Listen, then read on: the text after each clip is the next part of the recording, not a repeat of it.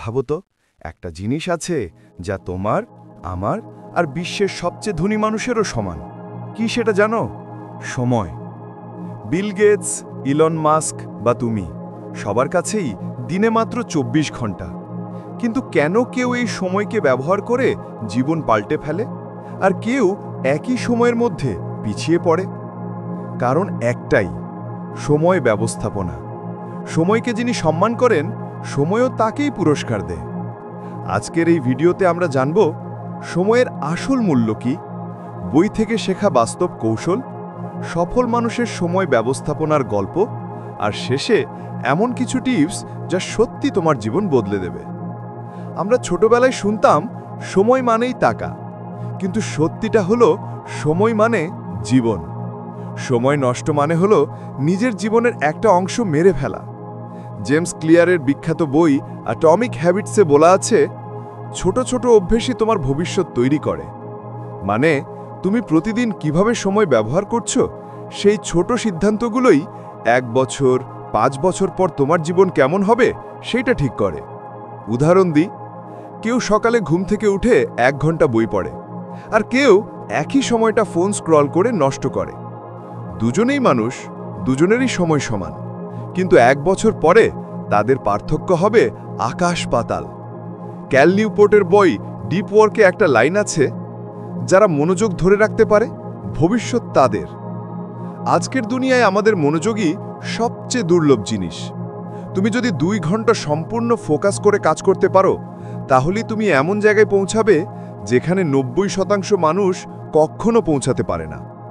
আর Brian ট্রেসির বই ইট that frog বলছে, প্রতিদিন সকালে তোমার সবচেয়ে কঠিন কাজটা আগে শেষ করো, তাহলে দিনের বাকি অংশটা সহজ হয়ে যাবে।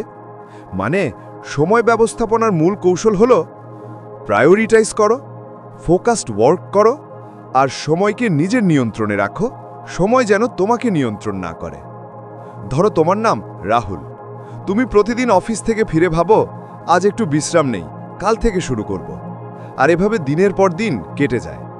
অন্যদিকে তোমার এক বন্ধু রোহিত প্রতিদিন মাত্র ১ ঘন্টা সময় দেয় নিজের উন্নতির জন্য। সে নতুন স্কিল শেখে, বই পড়ে, নিজের শরীরের যত্ন নেয়।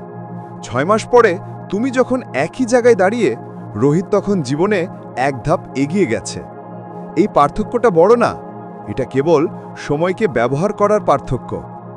একজন সময়কে খরচ করে, আরেকজন সময়কে ইনভেস্ট করে। তুমি সময় ইনভেস্ট করতে পারো ৪টা জায়গায়। নাম্বার ১, শিক্ষা ও স্কিল, প্রতিদিন ৩০ মিনিট বই পড়ো বা কিছু শেখো। নাম্বার ২, স্বাস্থ্য, শরীর ঠিক না থাকলে সময়ের দাম বোঝা যায় না। নাম্বার ৩, সম্পর্ক, ভালো সম্পর্ক মানেই মানসিক শান্তি। নাম্বার ৪, লক্ষ্য, প্রতিদিন অন্তত একটা কাজ করো যা তোমাকে তোমার স্বপ্নের কাছে নিয়ে যায়। একটা ডায়েরি রাখো, লিখে রাখো প্রতিদিনের সময় কোথায় যাচ্ছে। প্রথম সপ্তাহেই বুঝে যাবে তুমি কোথায় সময় নষ্ট করছো। এইভাবে ধীরে ধীরে সময়কে তুমি নিজের সহযোগী বানিয়ে ফেলবে। মনে রাখো, সময় তোমার হাতের ঘড়ির কাঁটা না, সময় হলো তোমার জীবনের দিক নির্দেশনা। তুমি যেদিকে সময় দাও, জীবনও সেই দিকেই যাবে। তাই আজ থেকেই শুরু করো, মোবাইলটা কিছুক্ষণ পাশে রাখো, আর নিজের সময়টা এমন কিছুতে দাও যেটা তোমাকে গড়ে তুলবে। কারণ সময় চলে যাবে, কিন্তু তুমি পারবে সময়কে নিজের গল্পে রূপ দিতে। Mind up, grow your mind, upgrade your life. চিটি।